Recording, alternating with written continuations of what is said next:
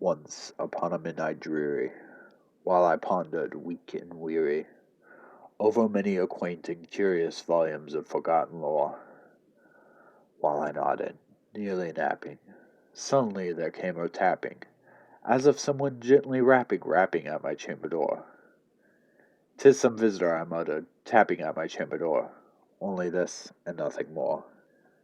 Ah, distinctly I remember it was in bleak December, as each shepherd dying ember wrought its ghosts upon the floor.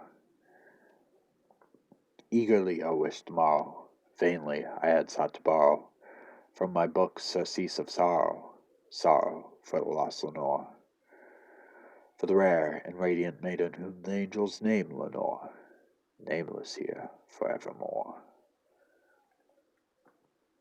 And the silken, sad, uncertain rustling of each purple curtain thrilled me, filled me with fantastic terrors never felt before, so that now, to still the beating of my heart, I stood repeating, "'Tis some visitor entreating entrance at my chamber door, some late visitor entreating entrance at my chamber door. This it is, and nothing more." Presently my soul grew stronger, hesitating then no longer. "Sir," said I, "or madam, truly your forgiveness I implore. But the fact is, I was napping, and so gently you came rapping, and so faintly you came tapping, tapping at my chamber door, that I scarce was sure I heard you." Here I opened wide the door. Darkness there, and nothing more.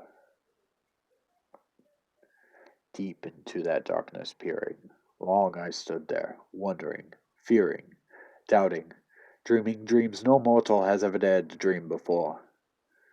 But the silence was unbroken, and the stillness gave no token, and the only word that was spoken was the whispered word, "Lenore." This I whispered, and an echo murmured back the word, "Lenore." Merely this, and nothing more. Back into the chamber turning, all my soul within me burning, soon again I heard a tapping somewhat louder than before. "Surely," said I, "surely there is something at my window lattice. Let me see then whether it is, and this mystery explore. Let my heart be still a moment, and this mystery explore. 'Tis the wind, and nothing more." Open here I flung the shutter, when with many a flirt and flutter in there stepped a stately raven of the saintly days of yore. Not the least obeisance made he, not a minute stopped or stayed he, but with mine of lord or lady perched above my chamber door. Perched upon a bust of Pallas just above my chamber door, perched and sat, and nothing more. Then this ebony bird beguiling my sad fancy into smiling, by the grave and stern decorum of the countenance it wore. "Though thy crest be shorn and shaven, thou," I said, "art sure no craven, ghastly grim and ancient raven, wandering from the nightly shore. Tell me what thy lordly name is on the night's Plutonian shore." Quoth the raven, "Nevermore." Much I marveled at this ungainly fowl to hear discourse so plainly, though its answer little meaning, little relevancy bore. For we cannot help agreeing that no living human being ever yet was blessed with seeing bird above his chamber door, bird or beast upon the sculpted bust above his chamber door, with such a name as Nevermore. But the raven, sitting lonely in the placid bust, spoke only that one word, as if his soul in that one word did he outpour.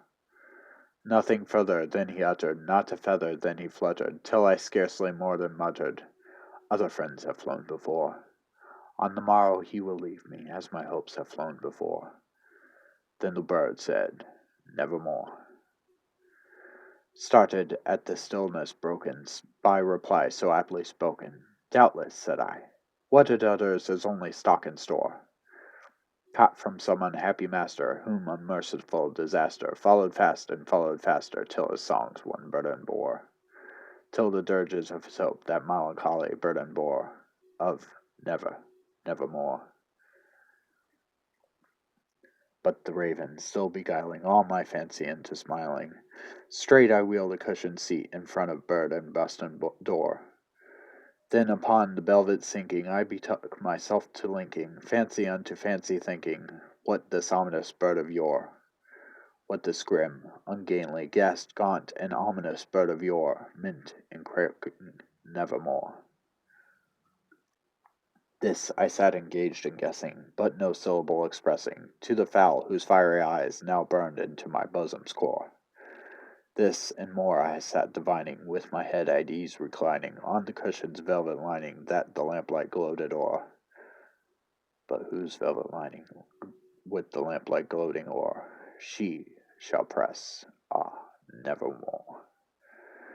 Then methought the air grew denser, perfumed from an unseen censer, swung by seraphim whose footfalls tinkled by the tufted floor.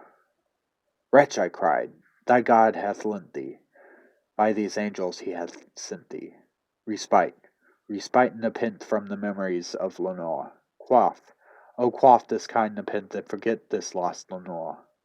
Quoth the raven, nevermore.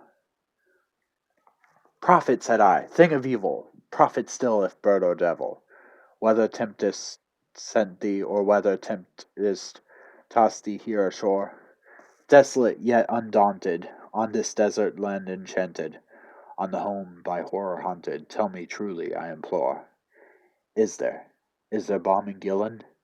Tell me, I implore, quoth the raven, nevermore.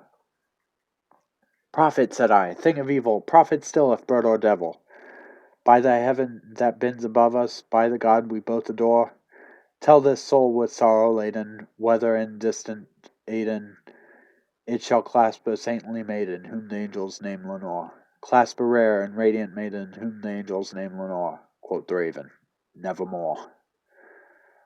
Be that word or sign of parting, bird or fiend, I shrieked upstarting, get thee back unto the tempest and the night's Plutonian shore. Leave no black plume as a token of the lies thy soul hath spoken. Leave my loneliness unbroken. Quit the bust above my door.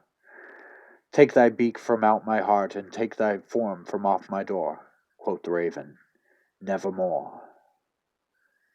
And the raven, never flitting, still it sitting, on the placid bust just above my chamber door.